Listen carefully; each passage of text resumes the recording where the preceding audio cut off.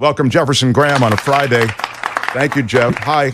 Here we are, the former longtime tech writer for USA Today. Let's just I'm sorry. I made it sound like you're still a writer. I apologize. Okay, that's very good. Yes. Yeah. And look at you with the black glasses. I couldn't find my. That's exactly the ones. Wait a minute. They're yours. Those are my black. All right. What's happening at Twitter? It's in a free fall, huh?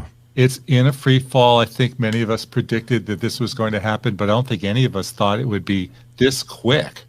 You know, my prediction was that Twitter, as we knew it, would not be around a year from now. Now, I wonder if it'll still be there by the end of the year.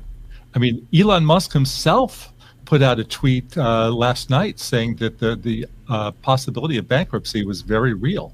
So spend $44 billion, go into bankruptcy, renegotiate the deal, and then what? And then what? That's the key, though. I mean, now that you put it that way, it seems like this is a dance to get to bankruptcy.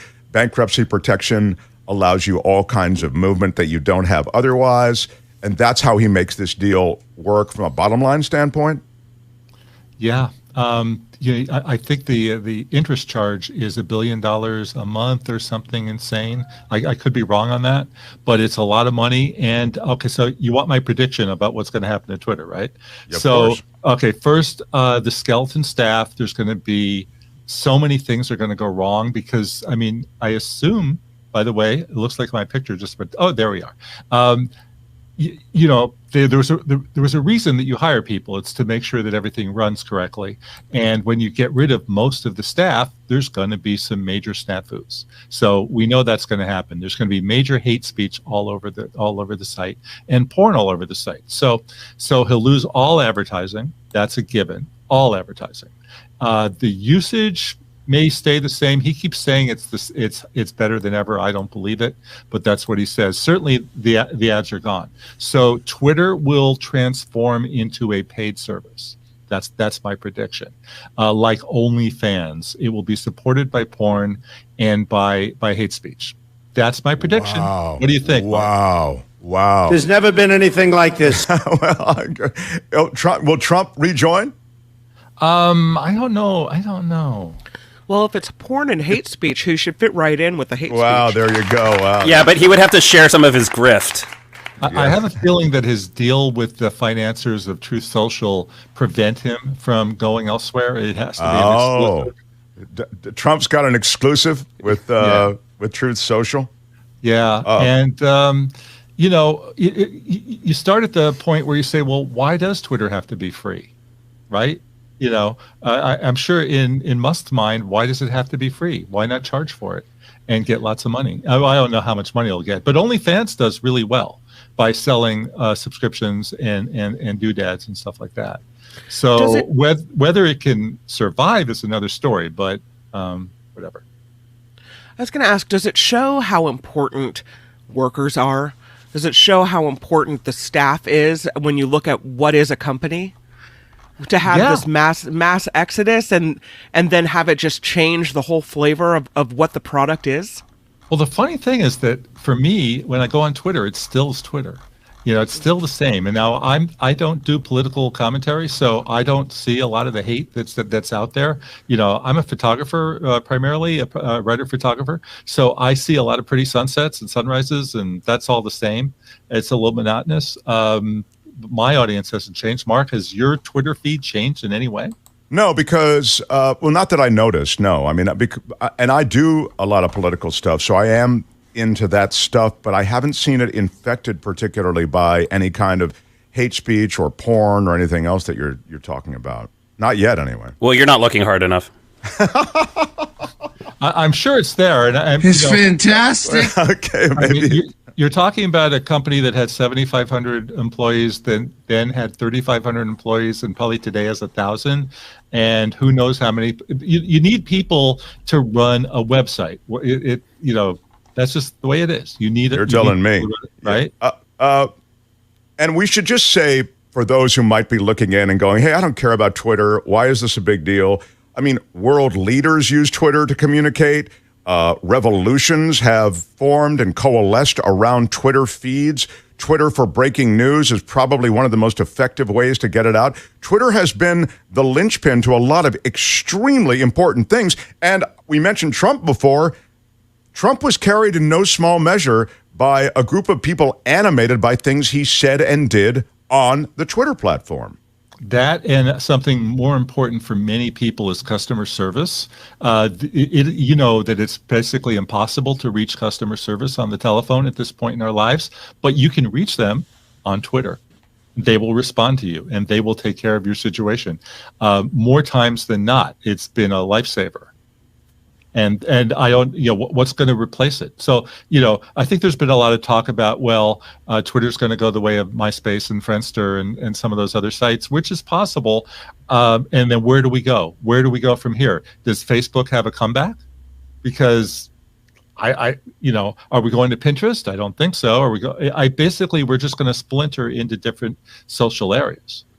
We will move on to FTX in a second. Real quick, I want to get your take on that, but I do want to just review specifically for those who may not be aware of what Musk did just yesterday.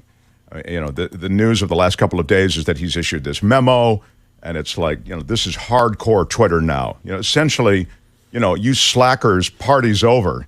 If you're not in for hardcore, long hours, working hard, then take 3 months payout and go. He's offering 3 months severance, which, by the way, I can't imagine. No wonder everybody's leaving, faced with, this,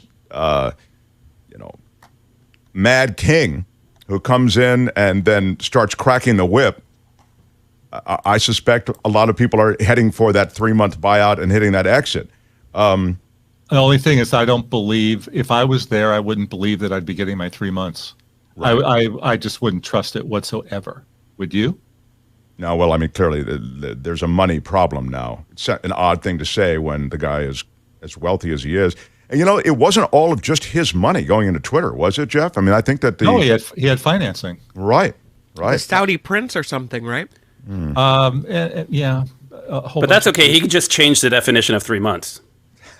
Or say, there were a bunch of people that tweeted questioning something that he did, and then they got fired for their tweets. And I'm sure that he could come up with reasons not to send the people their money. But I certainly wouldn't stay there. Would you stay there, Mark? No. I mean, it's not going to be the same place that you signed up to work in. Although a lot of the engineers are on work visas, so they can't get employment elsewhere. And that's why I think 25% of the engineers are sticking around at this point. I'm sure this is going to be a big change for San Francisco, because I think more people probably worked at Twitter downtown than any other tech firm, because the other tech firms are in other places, not in downtown. Although now, I mean, at least prior to the Musk takeover, Twitter was the place that said, hey, you don't have to come back in. Right. Wasn't that so there was already a question as to what was going to happen with that commercial space. So I don't know. Musk said he wants to monetize the platform. He said this publicly, of course, focusing on ways to drive revenue. He's slashing costs, we've seen that, and changing the company's culture. That was, of course, in that email where he says, party's over. He's acknowledged that he sent the email to staffers, and midnight. Yeah. He had the first blast was that he's locking people out. Remember, we're locking you out unless you get an email to say that, we're letting you back in and that your key card works. Anyway, the other thing I think, and just this will be the last word on it, is the blue check, which did apply to those who had verified accounts, then was for sale, as most know, when Musk took over for $7.99. That created a whole hellscape of people getting the blue check and claiming they were people and entities they weren't. Like the customer service thing that you're talking about. People could claim that they're United Airlines when they're not United Airlines. Eli Lilly, free insulin, a move that was going to cost Musk millions and millions of dollars because they stopped their advertising after they were impersonated. And who are you going to call? Who are you going to call at Twitter to complain to? And now in his tweet, he said, I'm punting the relaunch of Blue Verified to November 29th to make sure that it's rock solid. A Pepsi account said that Coke is better. That's right. There is some inventive trolling. But I mean, when you lose market share like that because of the fake Eli Lilly tweet, wow. I mean, like I said, the blue check isn't going anywhere. Twitter's going to be a paid service. You'll need to pay just to be a member and to tweet and to retweets. That's well, a lot of journalists drive that platform as well. I'd be interesting to see if anybody hangs out. There will be alternative platforms that crop up, right, Jeff? It seems inevitable. Inevitable, yeah. I'm sure they're all being dreamt up right now. There's no reason Twitter 2.0 from somebody else can't be born by the end of the year. What's happening in the crypto world is wild. I mean, this FTX, the guy who's reorganizing FTX says that it's a bigger mess than Enron. And this is the guy who handled the liquidation of Enron. So he knows about Enron. He just didn't pull that name out of the sky. It's pretty amazing. Sam Bankman-Fried's companies in court filings because of bankruptcies show a crypto empire that was colossally mismanaged, potentially fraudulent. And this guy, John J. Ray III, is the guy who, as I say, oversaw the liquidation of Enron. He says, and this is a quote, "Never in my career have I seen such a complete failure of corporate controls and such a complete absence of trustworthy financial information as occurred here." He's the new CEO of FTX. And again, FTX is the trading platform for crypto. It's one of them. And essentially, they were pulling all the money out of, it's suggested, pulling all the money out that was invested on this platform. And it was being used for, whatever, for personal expenses.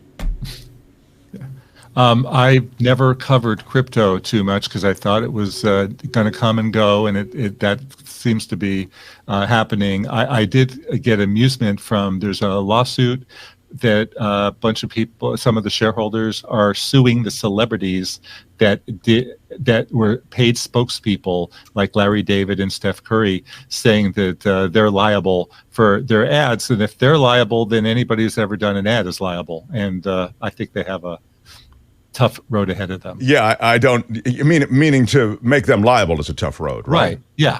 Yeah. I mean, look, they just did a commercial for it. They shouldn't be, it wasn't their idea. But they didn't even write the script, right? It does make them, I hope, think about what they're pitching for. You never know. And I mean, it's one. You just don't get it, do you?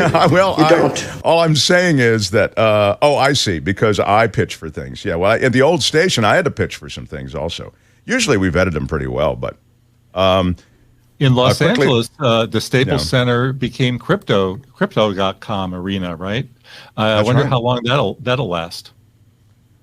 Well, crypto.com is something different than FTX, though. Distinctly different, right? It's still crypto, isn't it? Yeah. No, it most certainly is. It's still Bitcoin. It's right there in the name. Yeah. See, this is the problem. Nobody knows. Nobody knows what any of this is. Yeah. They lack centralized control of cash, according to this latest court filing. The mismanagement of funds so poor under Bankman-Fried that the new management does not know how much cash FTX Group actually has. Ray and his team have only been able to approximate the amount of cash available, about $564 million, which is way under the amount that they were supposed to have, of course. I'm glad I didn't invest. That's an $8 billion shortfall, okay? Just to have hundreds of millions doesn't do it. They were pulling that money out. Yeah, anyway. Jeff, thank you. And Jefferson Graham, I should tell you, this has been a great friend of the show also as we have scaled up. You've just gotten back from France. Yes, I did. And you took a kind of a photo tour of Paris and maybe some other spots. Paris and Lyon and Avignon. And now he's jumped back into helping us again here on the show with both feet. So thank you, Jeff. I appreciate that always. And just one little shout out. My newsletter will be out tomorrow, jeffersongraham.substack.com, where where can you photograph in San Francisco safely in the wake of yet another camera theft at the Palace? The police department, maybe. Go right to the department. Jefferson Graham .substack. Is that what it is? .com? Yeah. Okay, great. It's free. Good stuff. Won't cost you anything. I love it. Jefferson Graham, everybody, come on.